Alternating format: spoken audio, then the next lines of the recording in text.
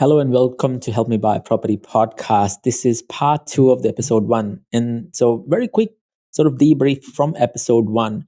We talked about how to transition from buy and hold strategies to buy and develop strategies. We also discussed why is development an important part of this transition and who are the people who would usually transition or would want to transition and why is it so important for people to really transition. Now, we also discussed in this particular episode who are the people for which transition to property development or creating a business out of property does not make sense.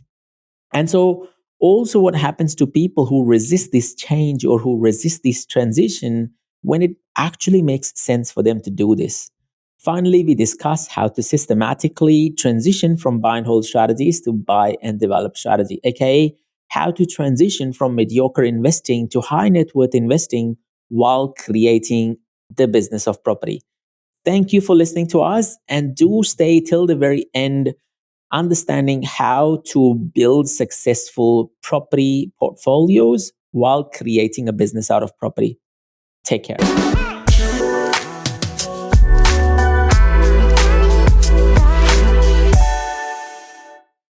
Hello and welcome to the second episode of, or should I say, the second part of Help Me Buy Property podcast, where we are talking about how to create businesses from property investing. Let me introduce you to my co-host, Miss Cheryl. Hello, Cheryl. How are you today? I am very well, Moss, as always. Yeah, this is really cool because we're talking about growth and we're talking about transitioning and people diving into another level of property investing, development. So yeah, let's dive into, like, it doesn't make sense for everyone to do it, right? It's not something that we're saying you have to take this path.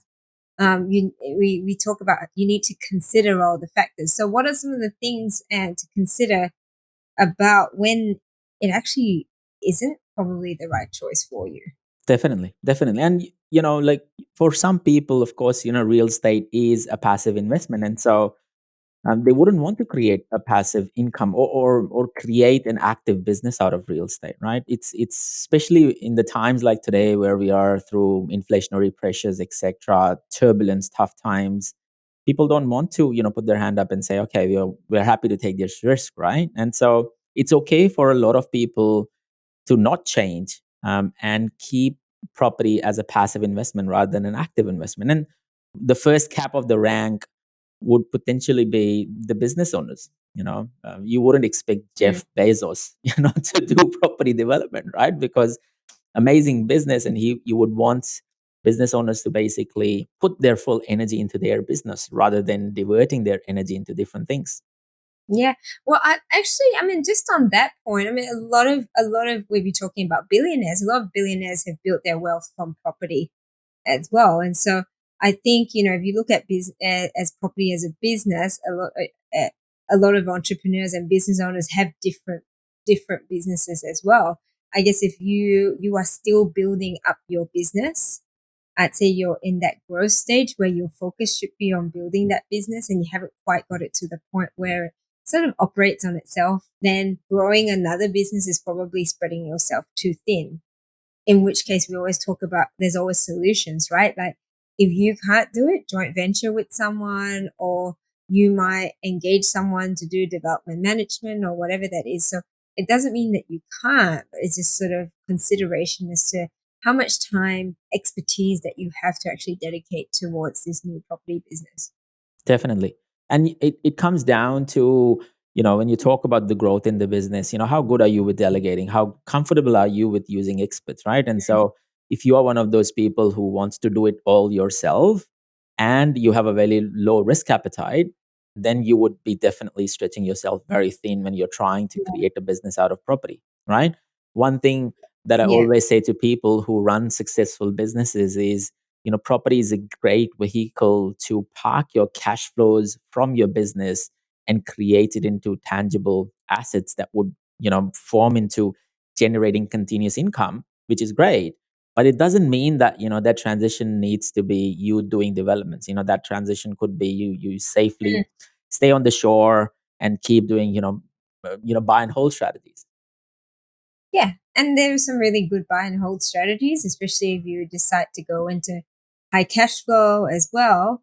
We're not saying that passive investing is bad. It's more so what are the considerations for you if you want to take it to another level. Definitely. And I think the key point also there is that when you think about retirement, a lot of people that I talk to, they look at property as a way to fund their retirement or lead a comfortable retirement, right?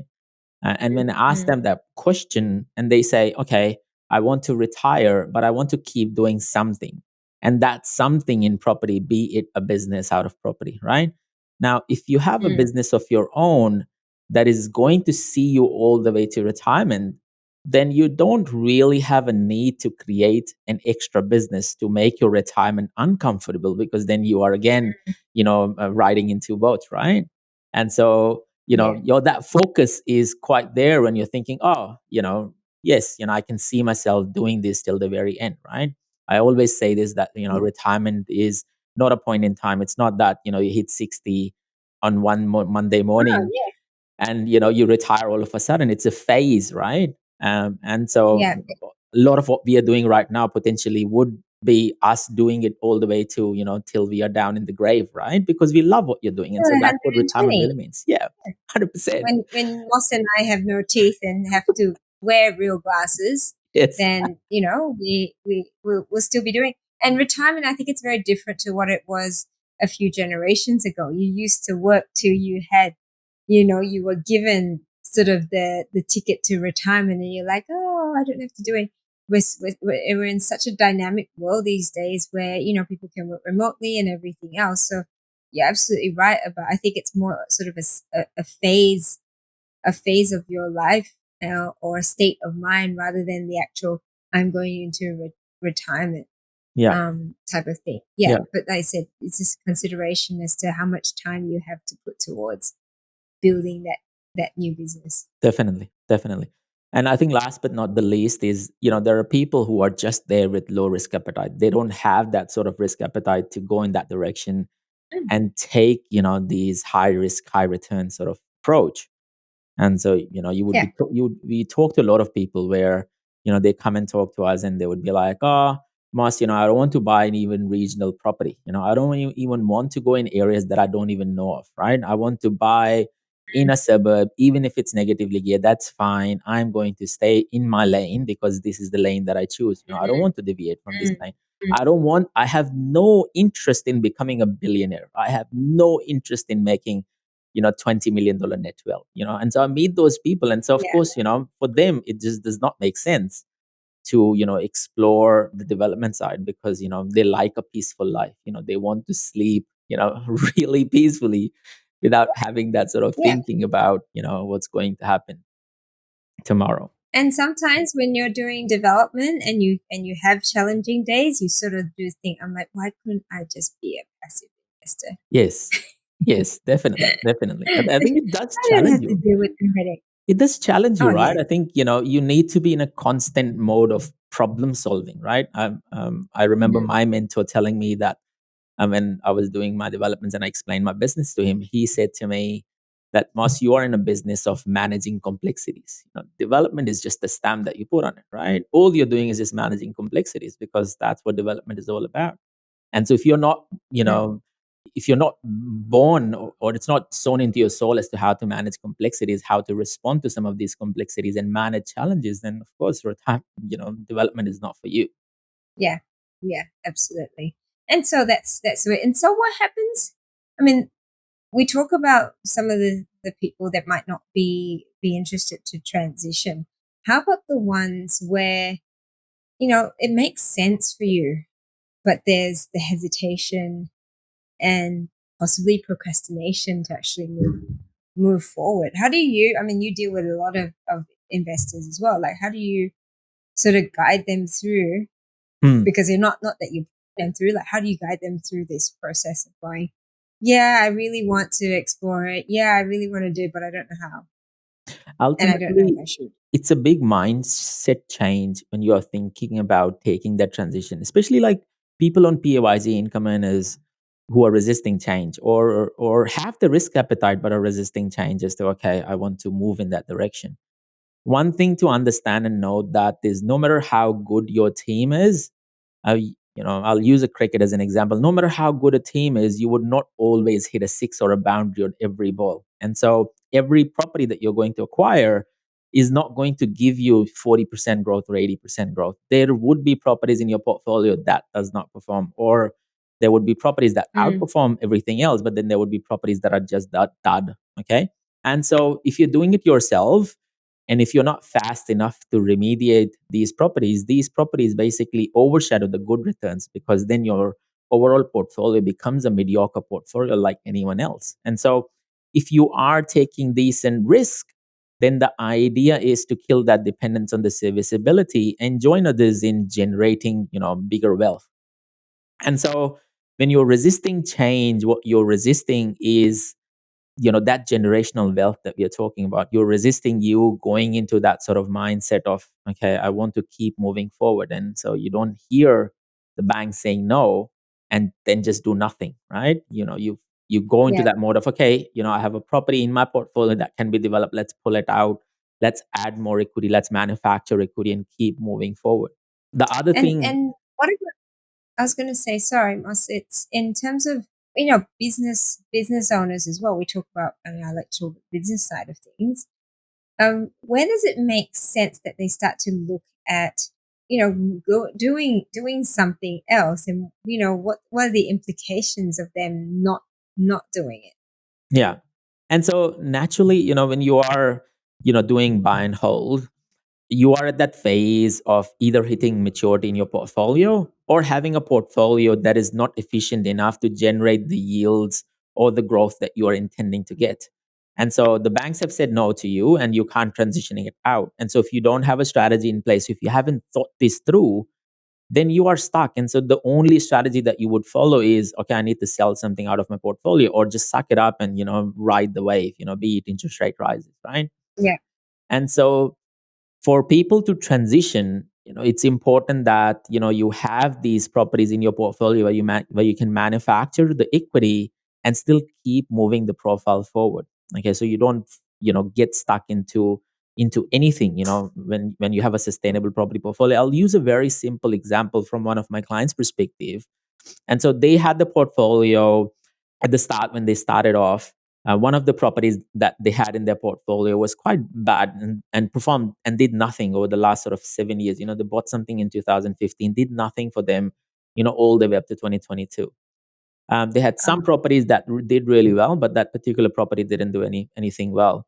And so they were stuck from a bank's perspective that there is no serviceability, they can't move forward. And so their natural instinct was, okay, I'll sell the bad eggs, right? Because that's what you do. You don't want to sell the good stuff, you want to sell the bad stuff.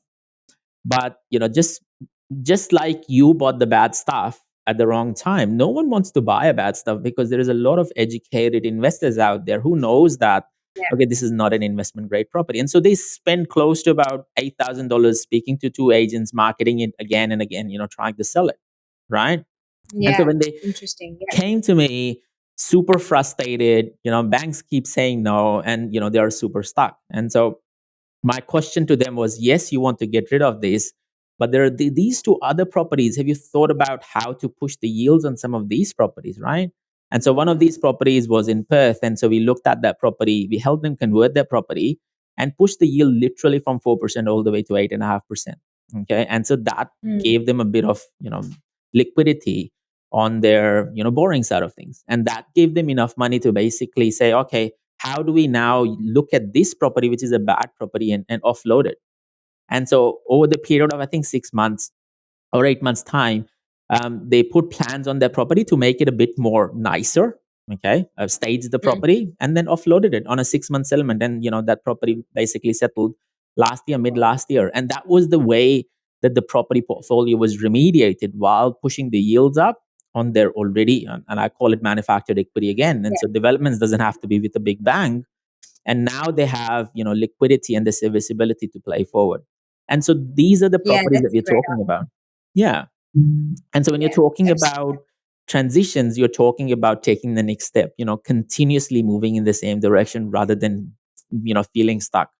There is a lot of people that I'm talking to, especially right now in a scenario like this, where they've caught a lot of growth. Okay, in this particular client that I'm thinking about, they've caught so much growth in their portfolio, but because there were always cash flow strain, they are feeling the burn. And now every property is costing them close to about 14, and one property in itself costing about $18,000 a year to hold. And so they're like, Yeah, ouch. like 3 properties in total is costing them like close to about $60,000. Okay. And I was like, well, that's a lot of money, right? Because this is disposable income that you're Mm, paying out to hold these mm, properties. And now, so their instant is, okay, I can't do anything with these properties because I need to sell in order to salvage. And again, same mentality. I'll find the worst property to sell so that I can get out. But that worst property, no one wants to buy. And so you need to break yeah. that cycle. And the cycle only gets broken by having properties that you can manufacture equity on. And so we've talked about, the risks. We've talked about, where it makes sense for people to transition. We've talked about what happens to people who resist the change. But it's important to understand how to transition from these buy and hold strategies to buy and develop strategies. Now, of course, it's continuous improvement. It's baby steps, right? And so the key point where we start is always buy and hold. It's not Mm. so much about, you thinking that, you're going to start with development, right? Everyone, when you start off your property journey, it has to be, as a first time investor, it has to be buy and hold, right? Oh, I mean, I guess we've had some people who have gone from they just dive straight in, and it might be renovation or anything. I'd say the majority of us start off with, and that's what we've been told: buy a property, rent it out, or buy a property, live in it. I mean, Australians absolute love affair with property. But let's say the majority of us start off with buy and hold. So you're sort of first time investors, and you're just getting used to this whole idea of servicing, paying off, Yes. principal and interest, all the basics of property and finance. Like it's Yeah. the baby steps, right? So Yes. and what does this? I mean, where do you see in this particular stage where you call what sort of like the foundation stage? Yeah. And The baby so when I steps. think about property as a strategy, or property portfolio, building a property portfolio as a strategy, I always think of 3 things. And it's an ingredient or a mix of 3 things that defines the recipe when it comes to you transitioning out and building your own, business of property. And so those 3 key ingredients are yield, growth, and Mm. what I call it is a return. Okay. And everyone knows what the yield is. Yield is annualized rent. Growth is what is market going to give it to you. And the return is basically the manufactured equity component that you get out of the property. In the foundational stage, as a first time investor, you should always be focused on the yield and the growth, because the yield is going to provide you the buffers that your portfolio needs, and the growth is what's going to basically help you catch that instant equity or chunky equity in your portfolio without taking excessive risks, without you trying to shoot the stars at the start. Okay. And so those are Mm. the 2 key things. I think a lot of people, where they miss the mark completely, is they will chase the growth but they would not focus on the yield. And so Mm. their natural thinking is that, oh, it's either or, but it's not the case. You can get both, right? Yeah. Or you see it on the opposite side, where there are people who chase returns, and so they go for renovations, or they go for full scale development sites, and they don't care about the yields and the growth. And I always say this: as a safe startup, you need to focus on yield and growth. Don't worry about manufacturing the equity in the first place. As you get used to the idea of paying the debt, managing the property, etc., managing that, then the baby steps, the next steps naturally becomes, you transitioning into much more experienced stage. Yeah, yeah. And this, I mean, we see this a lot where first time investors tend to purchase those negative geared properties where, because they tend to be in cities where they're comfortable with, there's a level of comfort, right? So, but then it affects their serviceability because it's negatively geared. It affects your cash flow and all of that. So I really like that you're stating it right up the front to say, it is possible to have growth and yield at the same time, and it's not exclusively independent of each other. Correct. Yes. Yeah. And I mean, even like, people who just focus on yield and don't focus on growth, I would say them they are starting at the wrong foot as well. Because again, the chunky growth is what's going to help you Mm. move forward in the future, because that is the growth, that is the equity money that would use to help you transition into the future. Right. So, you know, and again, look, I mean, as an investor myself, I have done these mistakes in my prior life. Right. When I started my own journey, it was all about, paper rich and not cash rich, right? Yeah. And so it's important that, you learn from your learnings, right? And your experience. And that's what it comes down to, that, you need to have the right buffers in place in order for you to help you set up to jump, help the grounds, set up right, the foundations right, for help you to, move into a much more, what I call it, as an experience stage, or as an experienced investor. Mm. Now, when you move into the experienced investor stage or the expedition stage, the three ingredients of the recipes are still there. So you're still talking about yield, growth, and return. The only difference that you're doing now is that you are sacrificing a portion of the yield, but you are adding more manufactured return into your portfolio. The Mm. growth is still important. And so you're still thinking about, okay, you need to buy in areas where demand is higher, supply is lower. And that's still the case. But the important thing happens now is that you are sacrificing a portion of the yield in order to introduce the returns. And the reason you do that is because there is enough yield in the overall portfolio to still keep the portfolio sustainable. Okay. I'll use a quick example. Say, you acquire two properties at the start of your property journey, and between the two properties you are generating, say, 15,000 per year in positive cash flow. The third property that you're acquiring might be 6 or 7,000 negative, and that's fine, because that 15 less 6 still keeps you in the positive. Yeah. Right. And the reason I say that, people usually ask that question as to, oh, Mas, why would you say that? Because when you are going into the expedition stage, you're talking about ugly ducklings, you're talking about bigger lands, you're talking about properties that no one wants to rent, and so you're going to Mm. push manufacture profits onto that property, right? And so there would be a time where these properties might be negatively geared, but you would have an opportunity to make them positive in the future, and that's Yeah. where you create the returns for yourself. Yeah. And that's where you've also, in terms of a knowledge perspective and experience, because you've started off as the first time investor, and you start to understand and continually educate yourself around, oh, I can, there's other avenues of doing this. There's other ways of financing these. There's other ways I can use data, all the things that we've just spoken about finding investment grade properties. That's when so the windows open up. Open up. Yeah. Definitely. Yeah. And holding these development potential properties, I call them development potential properties, or properties with returns, or properties with value add. Your intention is not to do a development at this stage. You are just building your profile up. What I call it is, you're building your pipeline up. By the time the bank says no to you, you would have properties lined up that you can push the DA on and move on to the next step. Because we've discussed this in very detail, that serviceability is not very important when it comes to developments. And so we're breaking that myth, or that stereotype, that you need serviceability to build something, or the Yeah. bank is going to question your serviceability. That was a big light bulb moment for me when I realized, because again, we've been ingrained to think that serviceability was key, and you needed to, earn hundreds of thousands of dollars to afford to do a development or whichever.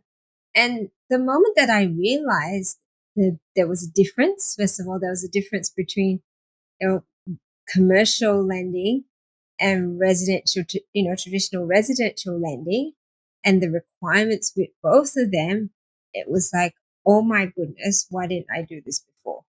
Yes, Because yes, they asked about, commercial lending asks about your assets and liabilities, but in terms of serviceability, that's not what they're looking for. They're looking at the feasibility, and they're relying on the weight of the project on its own. So, definitely. if you sort of think that you've got no serviceability, or you think you don't have a job, right? I think even if you don't have a job, it's sort of like, 100%. yeah, but you have proven the ability to put projects together. Obviously, the lenders, depending on what sort of lenders, you commercial finance, you've got private lenders, you've got, different tiers of lenders, and then which determines how many hoops you have to jump through to get the finance. But what we're saying here is that if you're stuck on serviceability, it is not the end of the world. And you don't Definitely. necessarily have to wait for years and years and years to touch property again. This is where you can start to move into strategies that developers, high net worth individuals leverage, because not everyone's sort of using other people's money in a sense. Definitely. Definitely. And so, extending that exact point, when you are in the expedition stage, you have two of the most important things that the developers would always need. Okay. You have the equity that you've already caught up through Mm, market delivering that equity to you. And you control a property that has a development potential that can, deliver further profits, right? And now mm, every developer under the sun wants to talk to you because you have the two most important things. The only thing missing is the experience of you doing the development, right? And so there are two different ways. Again, you can do a JV partnership with someone, or you can educate yourself and try doing it yourself at your own pace as well, right? Because you have yeah. these properties lined up in a sustainable property portfolio that is not costing you to hold, right? And so where a lot of developers make a mistake, especially when they're creating that business, is because they don't have these properties with buffers in the foundational stage, protecting or creating that sustainable property portfolio, they rush to do the development. I Mm, remember 2014 when I did my first project, or 13, really 14. I was exactly that. So I was, tunnel focused on just doing and finishing the project, right? And that was the amazing time where I could have bought more. And so one of the regrets that, people ask me as to what you have is I say to people, I wasn't aggressive enough at the start of my, property investment journey. I could have, mm, bought more, but I was so focused on doing the development rather than building that pipeline. And so when yeah. I'm discussing strategies with people, I say to people, look, build the pipeline first, have the pipeline in there in a sustainable fashion. And then developers would talk to you anyway, because developers die, to talk to vendors with properties that can be developed Yeah. regardless, right? And so, Yeah. there are various opportunities for you to raise money for a project, or find a JV partnership, or talk to your own family, to raise that money and, present your project as a profitable project to Mm, a commercial lender to get that construction finance, and off you go from there. yeah. And again, it's, a reminder that the journey from that first time investor who's buying a passive income to that flip towards being a developer. Obviously, it's not just a click of a finger and a flick of a switch. It is, as we mentioned a few times, it's a journey of growth. It's a journey of education and knowledge and networking as well. It's making sure you're surrounded by 100%. the people that are going to be part of your A team. I know when in previous episodes we talked about who needs to be part of your superstar A team, right? So what are what are some really good examples that we can share with the audience to give them an idea of what this sort of transition looks like, for particularly when you're about to head into that new level of going commercial lending, high net worth. Yep. Yes, yes. And so naturally, when you are, and I would say about, 70 to 80% of the investors stay in this zone, right?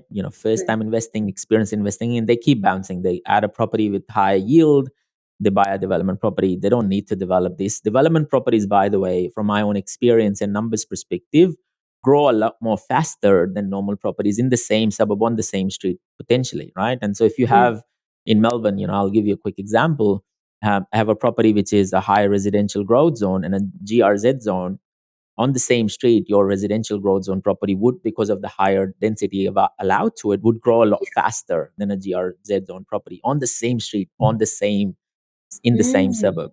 And so mm, even holding these properties makes a lot more sense. And so a lot of investors tend to stay in these lines. And so when you talk about high net worth investing, and you're talking about commercial investing, or being a sophisticated investor, the ingredients are still there. Those three ingredients you talked about: yield, growth, and return. As a sophisticated investor, what I've realized is that, high net worth investors, they don't care about growth anymore, because they don't want the market to deliver that growth to them. They don't want to gamble on the markets delivering that growth, because they mm, think from a cash on cash perspective, their mindset is for $1 that I'm putting forward, what is the return I'm getting on this $1? Okay. And so everyone has their own risk appetite. Some would say for every year, every dollar that I spend, I want to make, 15% cash on cash return on that. There are people who Sure. would chase 25, 30% return cash on cash. Okay. And so the mindset becomes really fixated on yields. And so generating more cash flow and manufactured returns where you can control those returns for yourself. You're not so much focused about growth anymore. Of course, you still get growth as a developer. You still, tend to get that growth, which is icing on the cake. But you Mm. don't do anything, in order to catch growth or in order to get growth. Growth is almost like number third on the list now, and your focus is more on yields and Yeah. uh, and And and return. returns basically, and that's where the world of everything opens up. If you have, say for example, between the first two stages, if you have caught growth between say 300 to $500,000, you have a bit of cash flow sitting with you, which is say 100 to 150, and you have development potential properties. You can scale up your business to full scale development sites. You can go up to land subdivisions. You can add yields through rooming houses, co-living spaces. Mm. And Mm. so that's where you really start seeing how money makes money, right? And that's Yeah. how really start seeing how you are progressing so fast. My first project was 1 into 2. My second project was 1 into 3, and then now I'm doing 8 unit sites, and this is a span of like literally 9 years, right? And so you Yeah. move really, really fast through that cycle. Yeah. Yeah. And don't, someone asked me the question around time. How long does it take to go from this to that? To go from your first time investor to developer. And the thing that I said was really it's as fast as you want it to be, and as slow as you want it to be. It, Yes, it all yes, depends on if you want it to happen a lot quicker, then you've just got to dedicate a lot more of that focus and make it a priority and definitely, do all you definitely, need to do, tick off all the things to get to that point. It's the whole how long is a piece of string type question where definitely, it is that there is time in the market as well. But then again, if you're manufacturing that, then you can speed up that time definitely, in definitely. return. But one thing to caveat this out is that this is not a grow rich quick scheme, right? A Mm. lot of people come to me and they say, Moss, I want to have a net wealth of, $2 million or $5 million in 3 years' time or 2 years' time. And I say, Mm. if I knew a magic pill that you can take, to make a millionaire out of you, everyone would have that pill, right?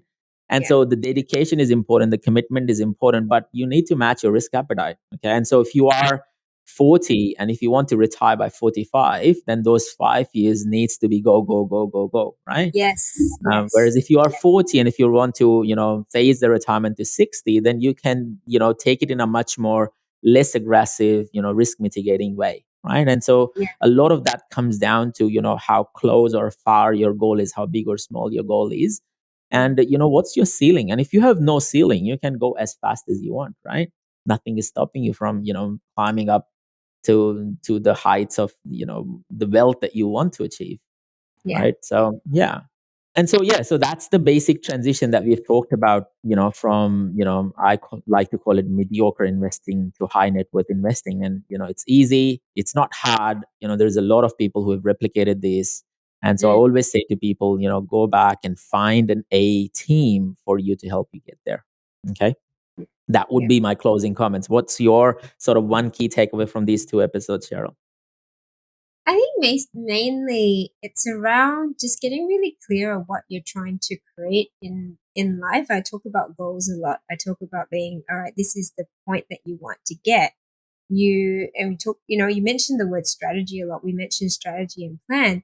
The whole point is going, if you've got something that you're trying to work towards, like reverse engineer to a certain extent what needs to be done at this point where you are to get Yes, to this part. Like if you can do that in your own, that's fantastic. If you otherwise there are people out there, obviously there's people that are doing this day in, day out who can guide you to give you a clearer plan. Because the one thing that I would hate to see is that someone gets paralysis analysis and then procrastinates and doesn't take action because they feel like they don't have all the answers. Yes. It's really important about taking action towards what you're trying to achieve. And if transitioning from that passive to that more active investing or developing works for you and works for your strategy, then take action towards, surround yourself with people that will Definitely. support you to get to where you want to be. So yeah, that's my sort of key takeaway there. Awesome. Well, thank you for listening to us today. That was the end of the 2-part episode. Hope you got something out of this. If you want to reach out to Cheryl or myself, please do join in on our Facebook group. Thank you once again. Keep smiling, stay safe, keep investing. This is Moss and Cheryl checking out. Goodbye. Take Ciao. care. Bye. Ciao.